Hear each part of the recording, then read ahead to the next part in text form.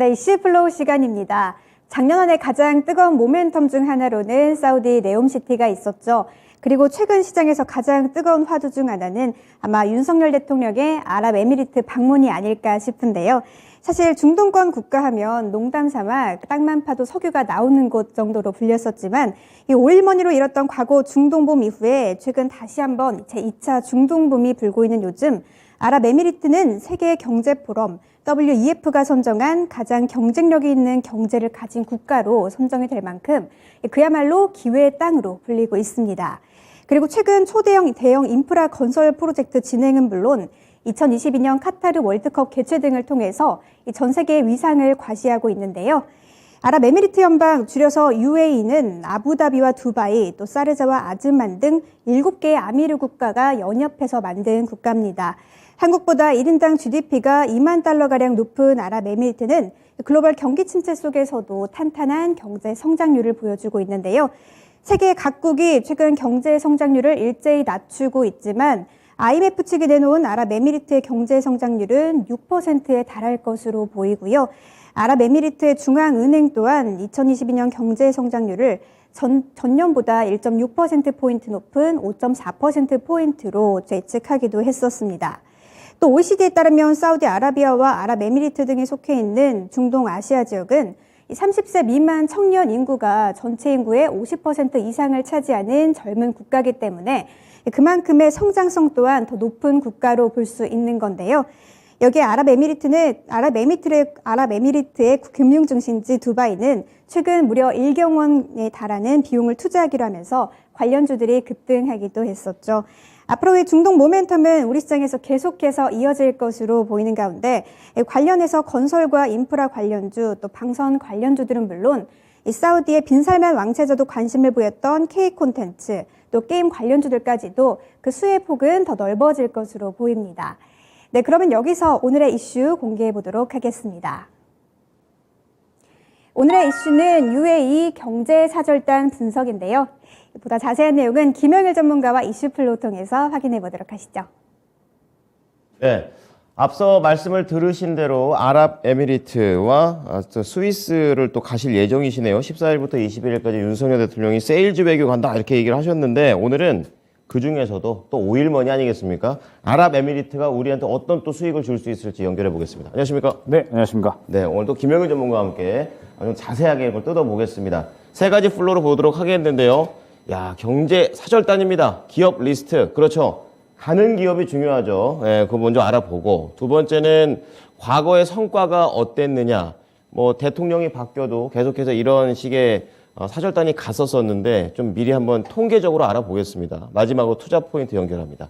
자, 어떤 기업들이 가는 겁니까? 네, 일단은 최근에 이제 시장에서 그야말로 계속해서 강세를 보여주고 있는 네. 정책 지원 관련된 종목들, 그러면서 이제 이 UAE 순방을 한다라고 하니까 네. 이 관련된 기업들이 또 최근에 시장에서 상당히 좀 좋은 상승이 나오고 있습니다. 그러면서 역시나 이제 이번 UAE 순방에 마찬가지로 어떤 이 기업들 간의 협력 방안들, 그 다음에 정책적인 이야기들, MOU 이야기들, 뭐 여러 가지 이야기들이 나올 것으로 보여지는데 네.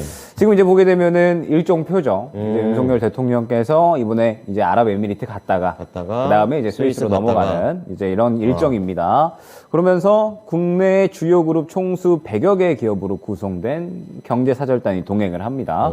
네. 예, 그러면서 이제 이 무함마드 대통령과 밥 드시고요. 그렇죠. 하셔야겠죠. 그렇죠. 예, 그다음에 이제 우리나라 이 해외 수출 최초의 원전이죠. 예, 바라카 원전을 방문을 해서 또 원전 중요하잖아요. 예, 굉장히 네. 또 이게 의미가 있다라고 이제 조금 해석이 되는 게 네. 전 정부에서는 사실 이 탈원전에 대한 정책이 좀 유효했다라고 한다면 반대죠, 반대. 이번 이 정부 들어서는 완전히 또 원전을 키우자라는 그런 스탠스잖아요. 그렇죠. 그렇기 때문에 바라카 원전을 좀 방문을 해서 완전하게 전 정부의 탈원전 정책 폐지하고 이제는 완전히 원전을 우리나라 주요한 산업으로 좀 이끌어 나가겠다. 그렇게 이제 어느 정도 의미 있는 그런 이제 행동이다라고 생각이 됩니다. 예. 그러면서 이제 추가적으로 경제 에너지 관련 일정 등 다수의 MOU 체결 전망이다 이렇게 써져 있는데 지금 이제 중동은 오일머니로 인해서 이제 상당히 크게 성장을 했었잖아요. 그랬죠. 네, 오일머니로 인해서 이제 마르지 않는 샘물이다라고까지도 이제 표현이 됐는데 부러워요. 사실 이제 슬슬 이 오일에 대한 어떤 수요가 네. 점차적으로 미래로 가면 갈수록 줄어들 수밖에 없겠죠. 그 요즘은 친환경 그렇죠. 이러니까요. 탈탄소에 대한 부분들, 맞아요. 그다음에 대체 에너지에 대한 부분들 계속해서 관심이 커지고 있기 때문에 이제 중동에서도 오일머니 다음으로 과연 우리가 이제 이 새롭게 에너지원으로 쓸 수 있는 것들이 이제 무엇이 있을까 했을 때 원전 그리고 수소까지 상당히 네. 좀 관심이 깊은 것 같습니다. 그렇군요. 그러면서 이제 원전 관련해서는 역시나 또 우리나라가 최고의 또 기술력을 가지고 있다 보니까 우리나라의 원전 기술에 상당히 관심을 좀 많이 기울이고 있다라고 생각을 해주시면 될 것 같아요. 그러면서 이 100개 기업 중에 원전 관련된 기업들이 10개 기업이 이제 포함이 되어 있거든요. 꽤 많이 들어가 있네요. 꽤 많이 들어가 있고 그렇기 네. 때문에 이제 상당히 관련된 수혜를 많이 받을 것으로 생각이 되는데 이거군요. 이제 무역협회에서 리스트를 공개를 했습니다. 기업이 엄청나게 많아요. 그러네요. 기업이 엄청나게 많은데 뭐 이제 각 경제단체, 협회, 조합, 대기업, 공기업, 중소기업, 중견기업 여러 가지 있는데 뭐 당장 눈에 띄는 거 보면은 삼성전자 이재용 회장님 동행하시고요. 네, 정의성 그다음에 회장님 가시고. 현대자동차 정의성 회장님, 그다음에 SK의 장동윤 부회장님, 네. 뭐 그다음에 뭐 삼성물산 에코플랜트, 그다음에 네. 두산 에너빌리티 네. 오늘 봐야겠죠. 원전주들 전체적으로 흐름이 좋았습니다. 그러네요. 예. 하나에어로스페이스, 방산 이 전무 이사님 네. 함께 가시고요. 그다음에 한국항공우주 마찬가지로 방산입니다. 다 들어본 회사들이네요. 그렇죠. 예. 그다음 밑에 보면 한국전력공사 그리고 한국수력원자력 원전. 한수원이죠. 예, 그렇죠. 마찬가지로 원전에 대한 부분들 계속해서 포함이 되어 있고 그다음에 자연과 환경 그렇죠. 상승이 잘 나왔죠. 네. 자연과 환경 포함이 되어 있고요. 그 다음에 뭐 추가적으로 이제 뭐 여러 가지 기업들이 있겠지만은 원전 관련된 이 기업들이 또 여기에 많이 중소기업이 껴 있거든요. 65번에 한수원 KNP 주식회사 이것도 뭐 한수원과 그렇죠. 관련된 예, 하나원자력 기술 뭐 이러한 기업도 그러네요. 있고, 예. 예. 그러면서 이제 뭐 추가적으로 이제 메디칼 관련된 뭐 이제 의료 관련된 그리고 이제 네오위주 홀딩스도 포함이 되어 있습니다. 게임 회사가 있네요. 예, 게임에서도 포함이 되어 있고, 네. 굉장히 많은 기업들이 이제 포함이 되어 있고, 이제 이 소재 부품 장비 뭐 원전 뭐 그다음에 뭐 의료 게임 등등 해가지고 많은 이 기업들이 이제 이번에 경제사절단에 포함이 되면서. 정말 여러 가지 기업들 그리고 앞으로의 이 사업 방향에 대해서 이제 협력을 할 것이다 기대가 되고 있는 상황이다라고 생각을 해주시면 좋을 것 같습니다. 네. 그래서 최근에 이제 뭐 어제도 그렇고 오늘도 그렇고 이 관련된 종목들이 상당히 좋은 상승이 나오고 있는 것 같아요. 이미 뭐, 반영이 되고 그렇죠. 있군요. 어느 정도 반영이 되고 있고 뭐 원전이라든지 그다음에 뭐 자연과 환경 상승이 잘 나왔고 뭐 그다음에 추가적으로 이제 이 히림이라는 종목도 상승이 상당히 좀 잘 나오고 있거든요. 네. 예, 그런 만큼 지금 현재 상태에서 이 정부 정책 지원에 대한 이러한 관련주들은 계속해서 좀 시장에서 탄력을 당분간은 좀 받을 수가 있지 않을까 생각이 되기 때문에 네. 뭐 계속해서 좀 지켜봐야겠죠. 예, 관심 있게 지켜봐야 된다 생각이 되고 있습니다. 네. 저희가 이제 정책이라는 큰 이런 카테고리 내에서 조금 더 투자하시기 편하시라고 순방이라는 쪽을 좀 더 쪼개갖고 이렇게 더 들어가 보고 있습니다. 자, 그럼 어떤 회사들이 가는지 익숙한 회사를 참 많이 가고 진짜 경제 사절단이라는 게 딱 맞는 느낌입니다. 네, 맞습니다. 자, 두 번째로는 옛날에 뭐 이런 오일 머니를 벌어들이기 위해서 많이 사절단을 보냈다고 하는데 그렇죠. 네. 스코어가 어떻습니까?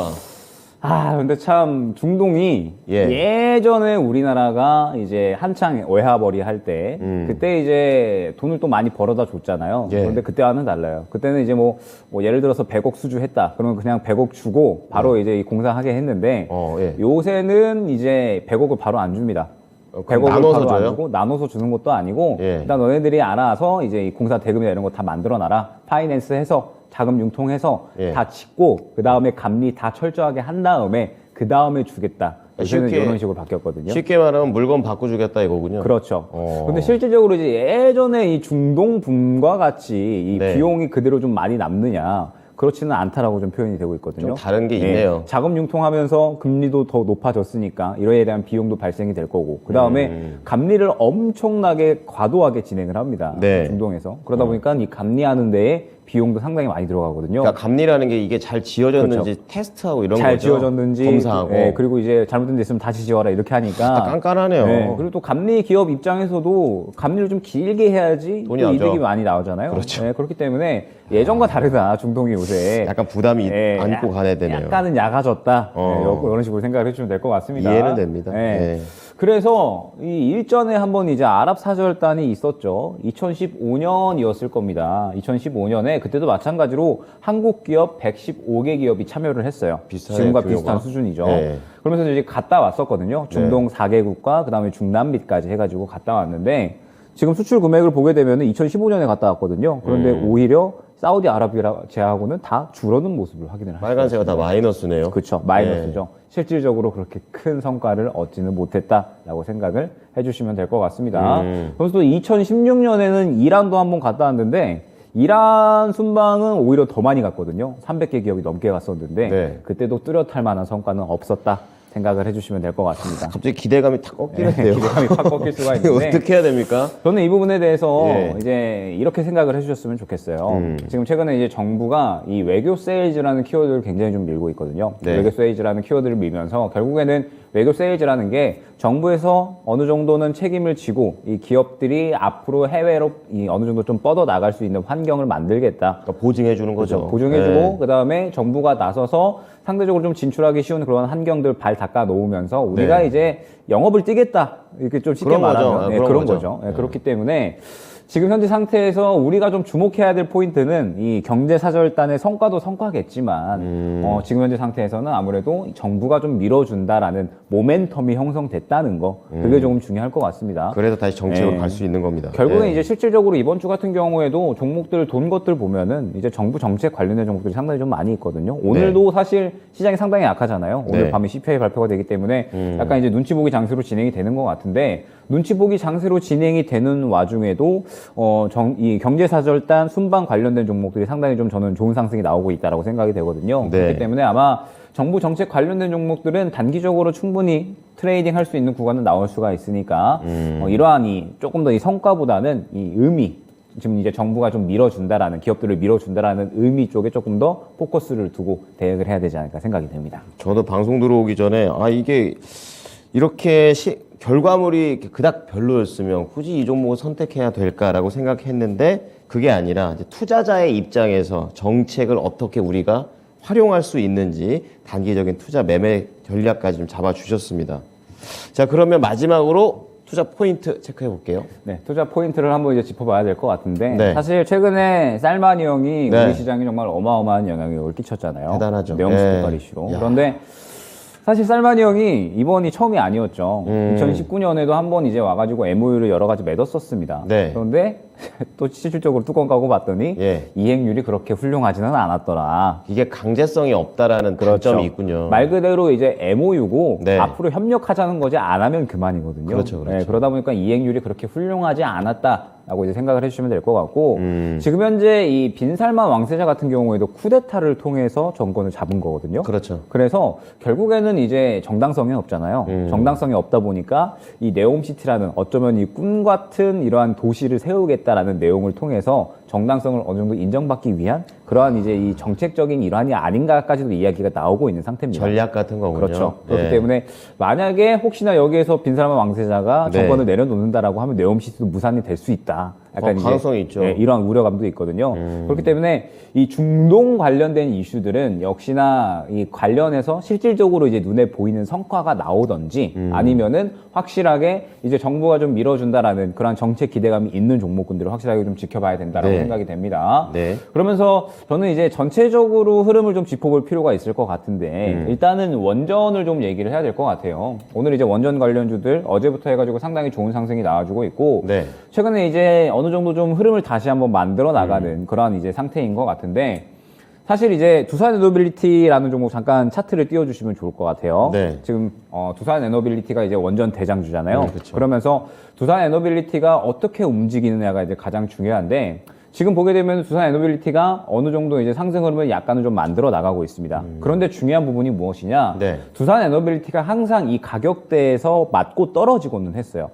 지금 현재 이 추가적인 가격대에서. 그런 모멘텀이 없던 건가요, 그럼? 지금 현재 이 구간을 뚫어주기 위해서는 예. 일전에 대선 정책의 기대감을 뛰어넘을 수 있는 무언가가 나와줘야 된다는 겁니다. 예. 왜냐하면 이제 길게 봤을 때 지금 보게 되면은 이 17,000원 현재 구간의 매물대가 굉장히 두터운 모습을 확인을 할 수가 있거든요. 이 구간이 지금 현재 대선 정책, 작년에 이제 이 윤석열 대통령이 대선이 되게 되면은 이제 네. 당선되게 되면은 다시. 원전이 가장 수혜를 받을 것이라는 기대감이 그랬죠. 시장에 상당했거든요. 그래서 네. 원전 관련주들이 어마어마하게 상승이 나왔었는데 그때 당시에 매물대가 너무 두텁게 형성이 되어 있다 보니까 이 원전 관련주들이 이 구간을 도무지 뚫어내지를 못하고 있는 겁니다. 아무리 좋은 이슈가 나오더라도. 그렇군요. 예, 그렇기 때문에 이제 원전 관련주들은 항상 이 구간을 뚫어내지 못하면서 단기적인 흐름만 항상 나오곤 했거든요. 네. 그렇기 때문에 지금 현재 원전 관련주들은 포인트를 어떻게 잡고 가야 되냐. 매물대가 너무 두터운 종목군이다 보니까 일단 지금 현재 시장에서는 이 정부 관련된 이슈가 나왔잖아요. 네. 그래서 완전히 단기적인 관점으로 이 매물대까지만, 이전 매물대까지만 지켜봐야 됩니다. 그러면서